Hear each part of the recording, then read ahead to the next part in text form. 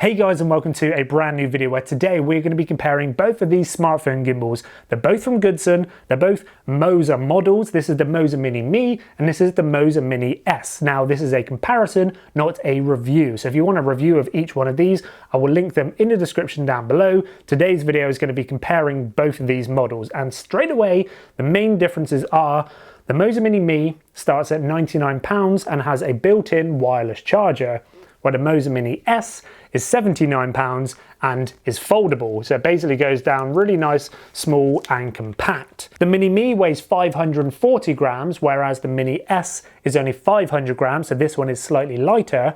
But the Mini Mi can take phones slightly heavier. So this can take mobile phones up to 300 grams, where this one can take phones up to 260 grams. Pretty much most smartphones now, like the iPhone, is under 200 grams. So an iPhone or a Samsung phone will fit on either of these.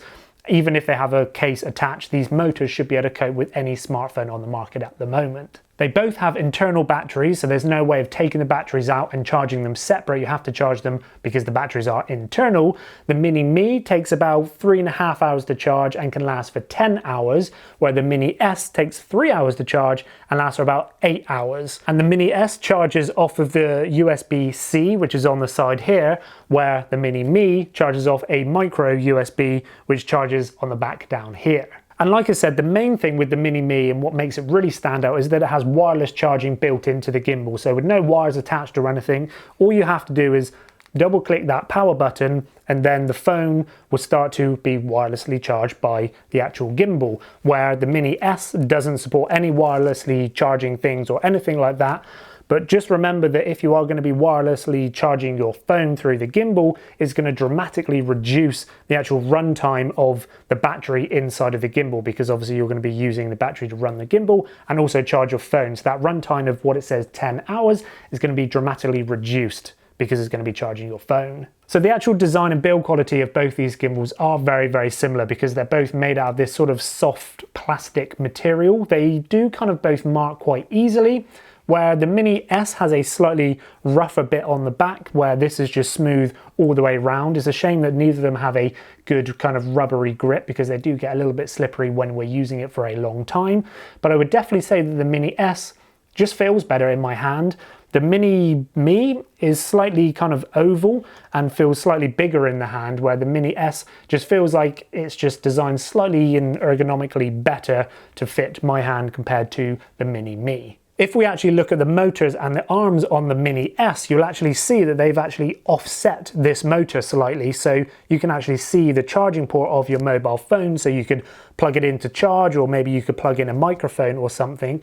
Whereas now if I turn this one off, put my phone into the Mini Mi and turn this one on, this actual arm and motor completely blocks the actual charging port of my mobile phones. There is no way of actually plugging anything in and out on the Mini Mi, but there is a way of charging or plugging a microphone on the Mini S. Also on the Mini S, you'll actually see that there's a micro USB port which is on this arm, which comes with a cable which we can plug into here, and then we can plug that into the headphone jack of our mobile phone to actually use and control our mobile phone through the actual gimbal. But slightly strange that it comes with a cable that plugs into the headphone jack, where pretty much most new current smartphones don't have headphone jacks, so I kind of feel like this is a little bit pointless. But for me, the main way to connect our phone to the gimbal is through Bluetooth and through their app, which is exactly the same on both of these, but I'll talk about that in a minute. On the Mini Mi, there is 4 different mounting points and 3 of them are completely pointless. The only usable one is the one on the very bottom, which I've attached it to this tripod.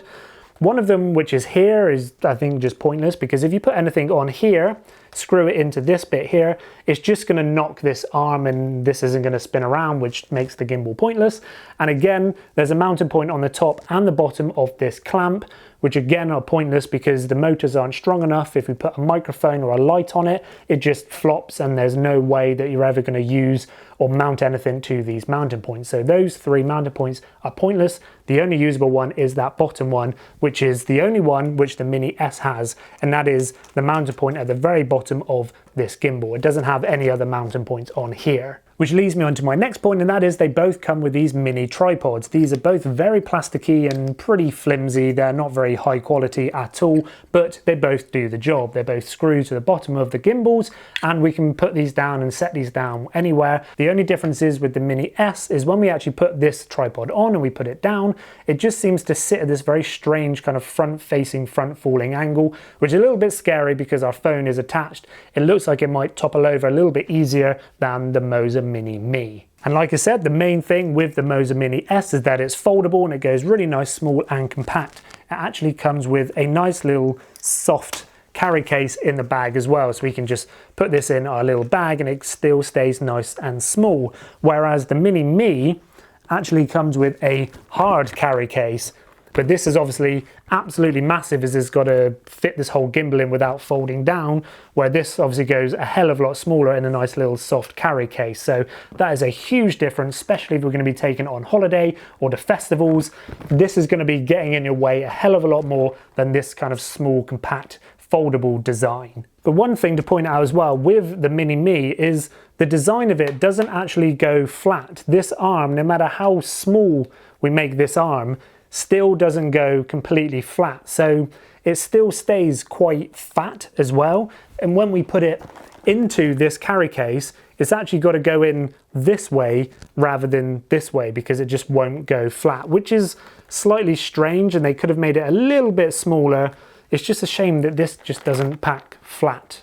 But anyway, and that leads me on to my next point, and that is the Mini Mi actually has a knob and an adjustment to actually slide the clamp and slide the phone left or right. So when we put our phone in, we can balance it and then we have to tighten it up. Whereas on the Mini S, there's actually no knobs or adjustments on the actual arms itself. So when we put our phone in to this actual gimbal, into the clamp, all we have to do is slide our phone left or right to actually make it balance, which to me just seems a lot easier than having to unscrew this. Even though it's very simple to unscrew this knob, it just kind of takes a little bit of effort away when we're doing it on the Mini S. And if we want to change from the landscape filming mode to the portrait filming mode on the Mini S, all we have to do is twist the clamp with the phone in by 90 degrees. And then once it's up into the portrait or the landscape mode, we can just turn it on and film in that position, turn it off, and then we can just spin it back around to film in the other position, landscape or portrait. You just have to twist it around. Whereas on this one, it has a little trick up its sleeve. So once the phone's in and in the normal landscape filming mode, if you then decide you want to go into the portrait filming mode, all you have to do is twist the handle 90 degrees and the phone automatically goes to that portrait filming mode. We get something for Instagram stories, we then twist the handle back around and it goes back to the landscape filming mode. It's just something which I wish the Mini S had built into it. This is kind of a cool little feature to be able to easily switch between portrait and then landscape. But if you do decide that you just want to film in the portrait filming mode, not in the landscape filming mode, you can do the same what you do on this one. You can just twist that clamp by 90 degrees and then your phone will always be in that actual position, or we just twist it back 90 degrees again and we'll go back to that landscape filming mode. Now, one thing I would say that pretty much every gimbal company does wrong is how complicated it is to go into the different modes that the gimbal has to offer, and it's very confusing to know what mode you're in because all you have is a flashing LED to let you know what mode you're in. They're both the same. You have to remember these kind of sequences to go in and out of different modes, but I would definitely say that the Mini S is slightly easier to get into a few of the different modes. The main reason is the Mini S actually has a trigger built into the handle, where the Mini Mi doesn't have a trigger. You just have to do it with this kind of wheel and button bit on the front, where the actual trigger allows me to do a few of the modes I use more often.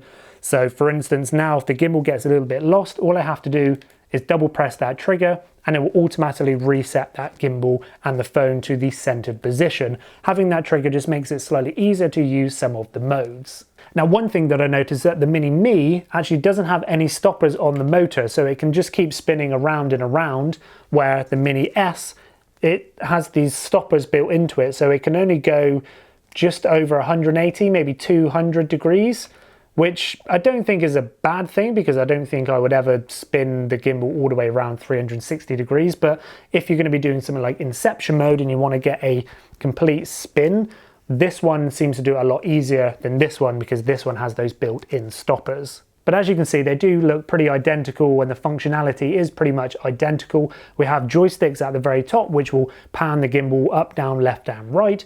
We then have these kind of like circle dial buttons on here. This is actually a wheel which does rotate and spin around, and that's how we change the different modes and stuff. Where this one looks like a wheel, but it's not actually a wheel. It doesn't spin. We just have the up, down, left, and right. The center button is to start and stop recording or change from picture to video mode. Same on this one as well, but we do have to use the actual app for the gimbal, and that's called Moza Genie. So I'm not going to go into too much detail about the app because both gimbals use the exact same app, so there's nothing to really compare there, but the app does offer lots of different flexibility, and the main things I actually like to use is the Pro mode to easily switch up my white balance, my ISO, or my shutter speed. The advanced time lapse to get these really nice motion moving time lapses. The tracking feature is really cool. All we have to do is draw a box around an object and it will keep it within the shot. But one thing which is slightly strange is when I actually reviewed the Mini Mi, the tracking feature really didn't work very well at all. So I assume they've actually updated the app to actually track a lot better, because when I reviewed this one very recently, the tracking feature worked a hell of a lot better than when I tested it on here, but I assume now that they both work identically because it's the same app. Now you might be wondering, can you use the native camera app built into the phone or a different camera app rather than using their Moza Genie app? The short answer is yes, you can. You can use that on either of them, but one thing to point out is that you will not be able to use the actual functionalities on the gimbals to say start, stop recording or look at playback, because that actually talks to the app rather than the actual phone itself. So if you want to use those functionalities, you will have to use the Moza Genie app, and that is the same for both of them. So now if we do a side-by-side comparison of both of these gimbals, we can see that they're pretty much getting identical shots. Both of them do really well to stabilize our phone's footage, but I would probably say that the Moza Mini S is slightly better than the Moza Mini Mi. So like I said at the very beginning of this video, the Moza Mini Mi is £99 and the Moza Mini S is £79. So which one would I recommend? I would probably say the Moza Mini S kind of is the one you should be going for. Yes, the Moza Mini Mi is cool having that wireless function, but that's pretty much the only thing this one does better. This one doesn't have the wireless charger built in, but having this small, compact, foldable design just makes it a hell of a lot better because it does exactly the same, but this one's just smaller and cheaper. So I would definitely recommend the Moza Mini S over the Moza Mini Mi. But I'd love to know what you think in the comment section down below. Which one do you have? Which one would you prefer? Let me know in the comment section down below. And if you found this video interesting and informative, please give it a big fat thumbs up. And if you are new here, please hit that subscribe button and that bell to be notified when my next videos go live. And until next time, keep on creating.